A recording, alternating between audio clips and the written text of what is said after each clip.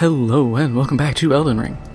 Last time we cleared out the shaded castle, and now we're going to make our way actually up this road. There's a boss fight here, and we'll try to get the map for the rest of this area. Between episodes I did a little bit of co-op just to get enough souls for a level. Nothing special. Put it into endurance. I can't use almost all clean rot armor yet. I'd like to because it's just a flat upgrade to my existing armor. While I do like my mausoleum guard armor, I would also like to improve it. You know, I'd like to use, something better eventually. So, kind of trying to boost that up. Plus, depending on what weapons I use later on, I'm probably going to need the weight, I'm going to need the stamina. It needs to get like 25, 30. 30 would be where I'm probably happiest right now. And then from there, it'd probably go back into faith more, try to hit 60. And then probably more mind, hit 40. Eventually get health up to... Oh, I guess I could get vigor up to 60.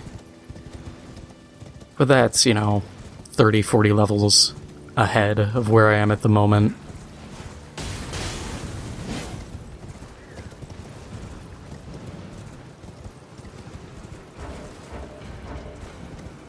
I went the wrong way.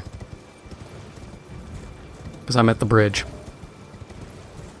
I'm not supposed to be at the bridge. I didn't take the right turn. I get so accustomed to traveling a certain way through here that anything else just seems kind of foreign to me.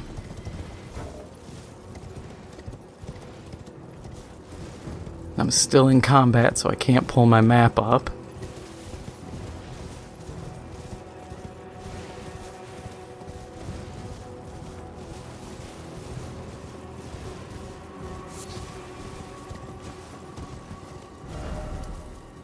There we go. Okay, yeah, I gotta go pretty far back this way. This whole upcoming area, though, I feel like I have to warn anybody playing through. It's essentially just like boss rush. Because we're going to fight 2 tree sentinels, we're gonna have gargoyles, we're gonna have... what else? There's a few other things in this area. Draconic tree sentinel. This area just throws everything at you. Which isn't bad, because the fights aren't unbearable, and they're in open areas, so they're a lot easier to handle. They're just also a bit unexpected.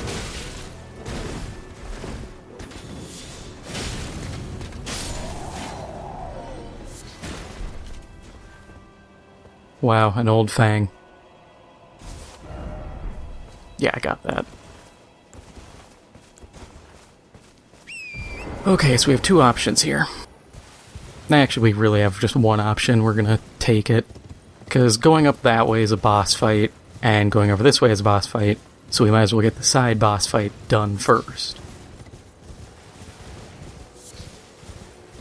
No sense in messing around, trying to go through one of the doubling back. Yep, all the gravity stone. And you got guys mining it for the, gravity stone cultists. Who really have no, signature importance in this whole story. They're just kinda here.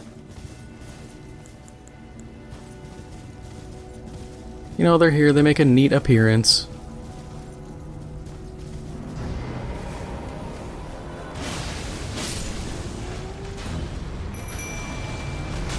Come on. Animation took too long.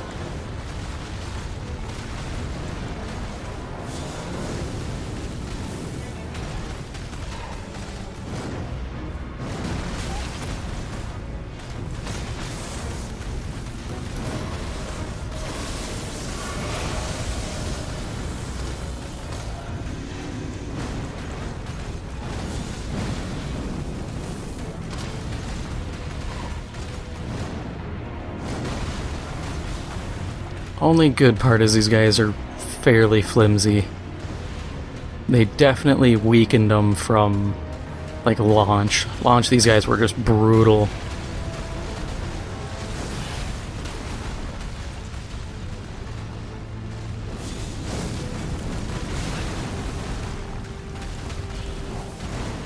Yeah, that was a stupid trade, but I can get away with it.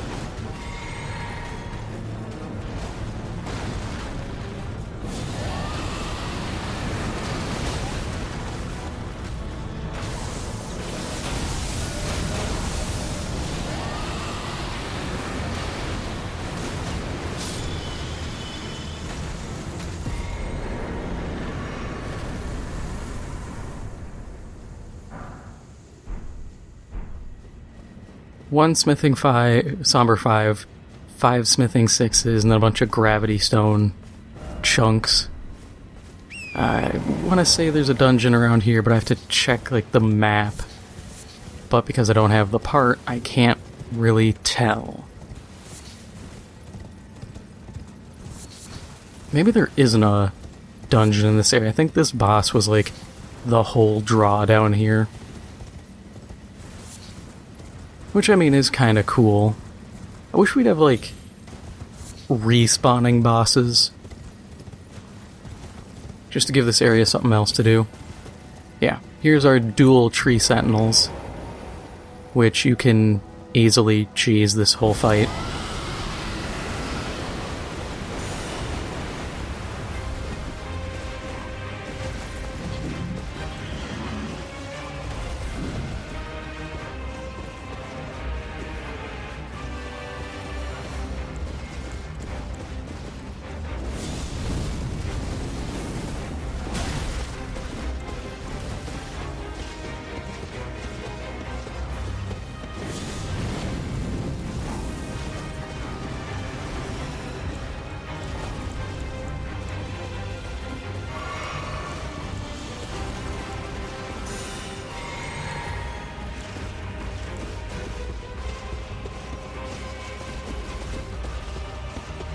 Yeah, and as you can see, the other guy isn't even aggroed. So I'm able to pretty much completely circumvent this duo fight.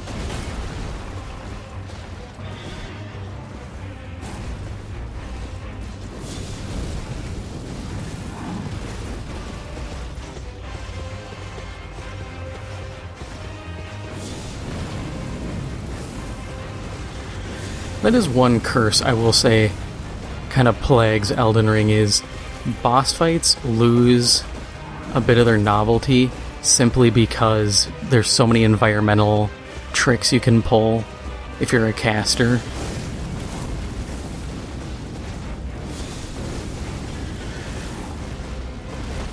Which, like I said, I think that could be a good reason as to why they should add respawning field bosses. Just so that, you know, after the first win, reduce the payout, but make it so players, even if they cheese a fight, if they come back through, they're going to have to face it again.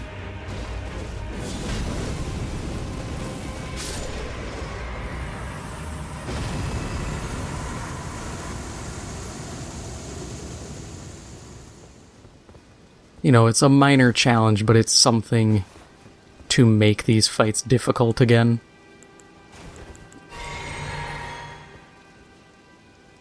Would you look at that? I can summon Black Knife Tish again.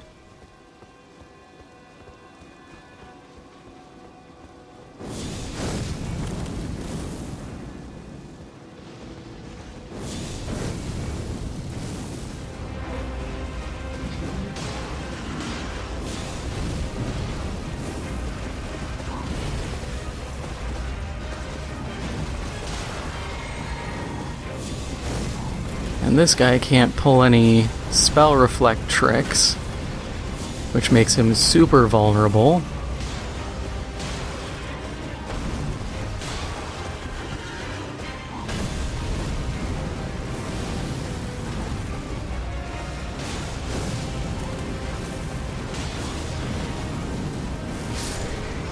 And he's dead.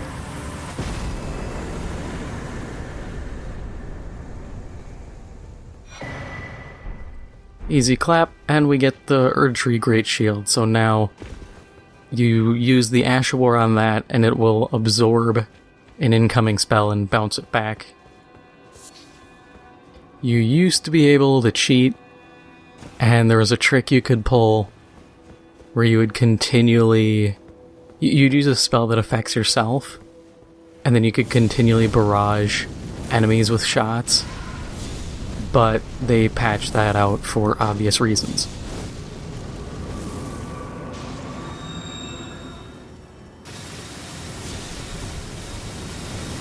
And there is a dungeon there. I'm gonna grab the map, and then we'll make our way over to there.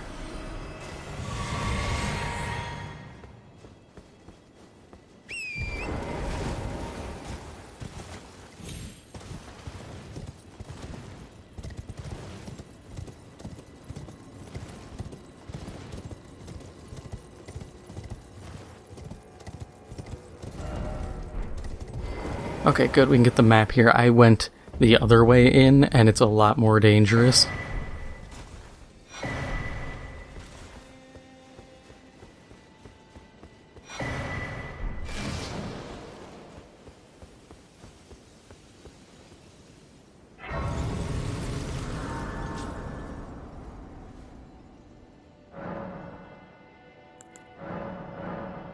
Ooh, we get a new flask, or at least a charge. So we're at 7-6. I'd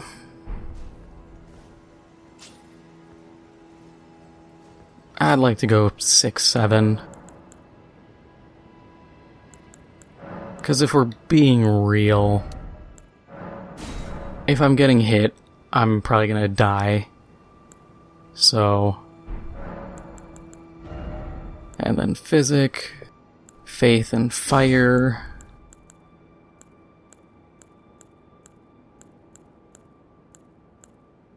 I mean, yeah, that's about as good as I'm gonna get that. And now we have all of this. So we know there's something over here. We have this area to investigate here. There is these ruins we need to take a look at. Over here is a site of grace. We have an Erdtree. We have a boss fight I know here. There's dungeon here. And I think that's effectively everything in the outer area. Oh, there's also this cave. And this. So we do have a bit to explore, but we'll hit this cave.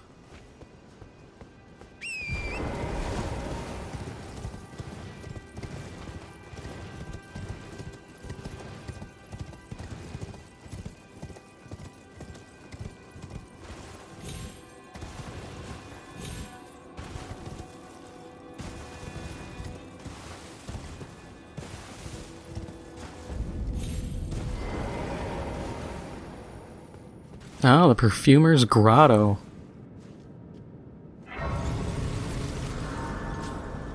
Oh, learned something engaging in PvP.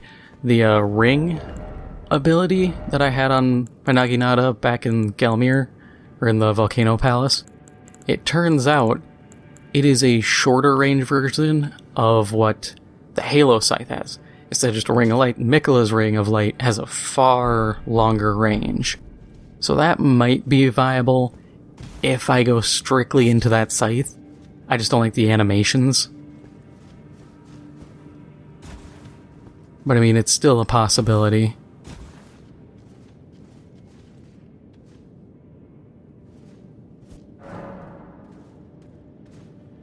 Trying to run this place through my mind, because I know these dungeons. It's just trying to piece together everything I know. Okay, so this is a Perfumer and a Omen Killer dual boss, if my memory serves me.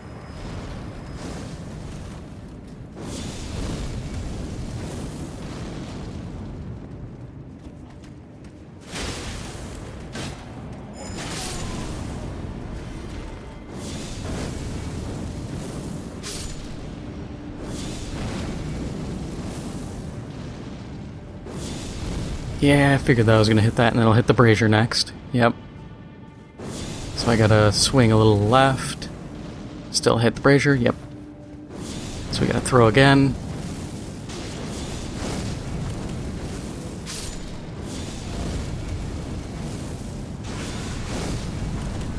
Just start chucking fireballs at the plant. Even though if I really want to, I can just fight this thing in melee.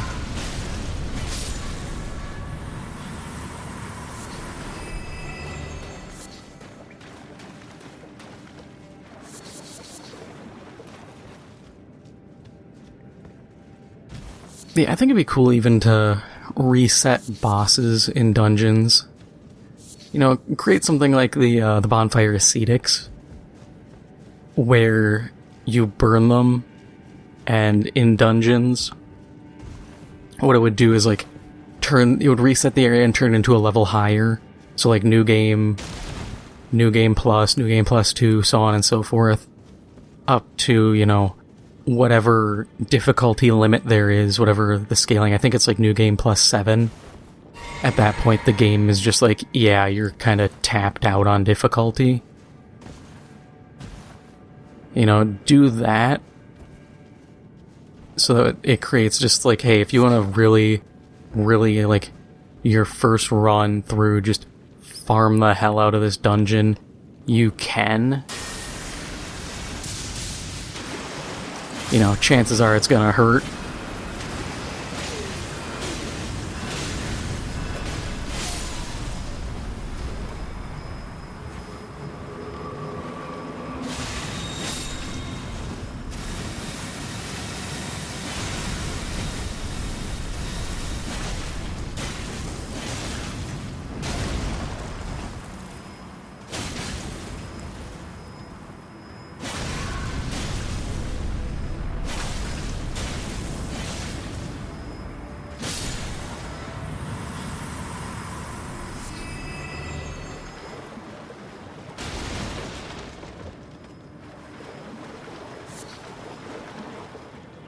Half health kind of sucks, but it did. I don't even really need to save FP if we're being real. Okay, yeah, I need to save FP. Second I see that, it's like, yeah, change of plans. Alright, let's just yeet this as far as possible.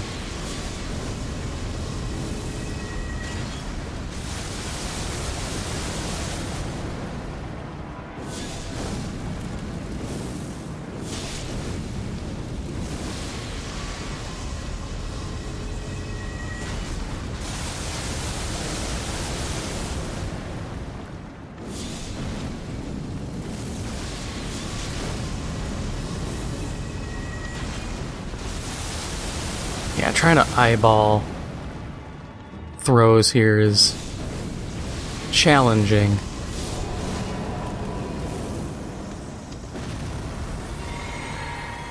But we don't have to deal with him anymore.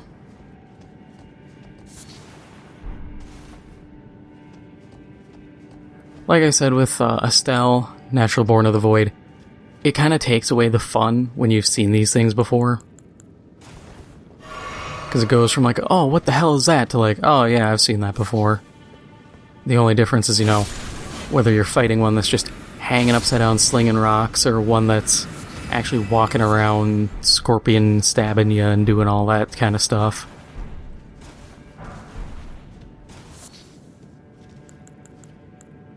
Alright, get Tish ready. Oh, it's a Miranda Bloom and an Omen Killer. That's an even weirder combination than I expected.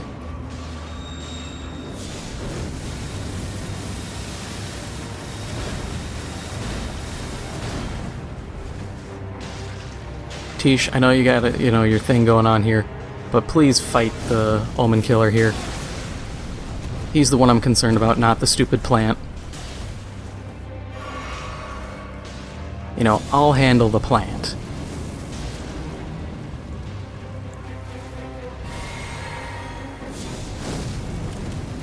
You know, as you can see, 2 fireballs finished it off.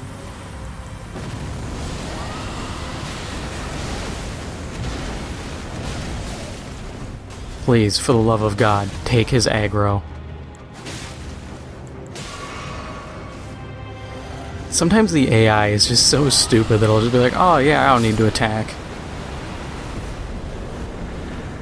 Yay, Omen Killer Cleaver. So now, I believe if we check, we should have 2.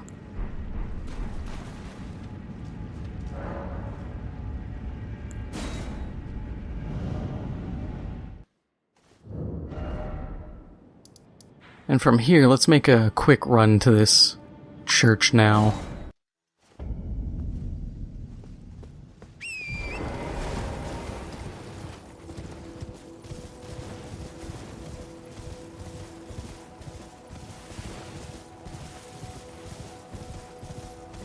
Actually, we'll hit this camp first, since there seems to be one of those things.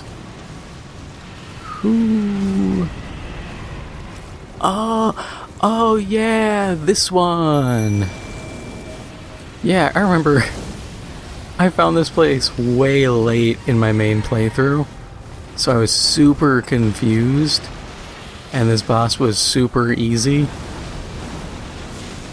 It also happens to be that this boss is kind of a pushover when you're in an open field.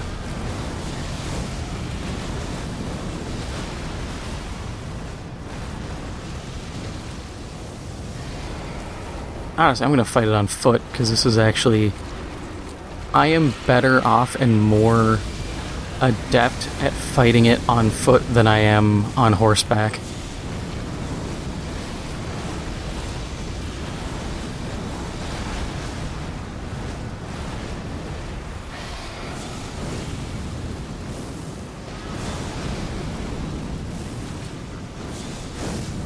And one last fireball.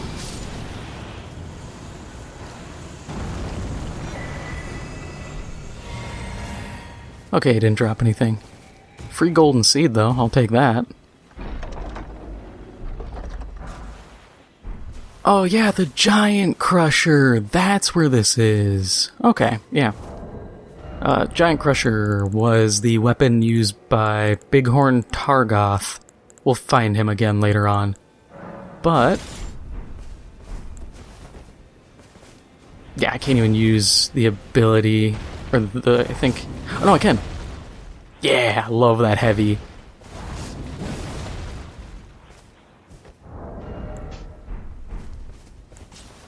For whenever you really want to style on someone when you're about to just wallop them with a hammer. I love it. I wish moves like that you could apply to other weapons, because like the Ultra Great Sword, Guts' sword, the Great Sword, whatever title you want to give it. You know, I love that move, and I think it'd be great to have that on there. You know, you just plant it into the ground, flip over, and just cleave someone in half.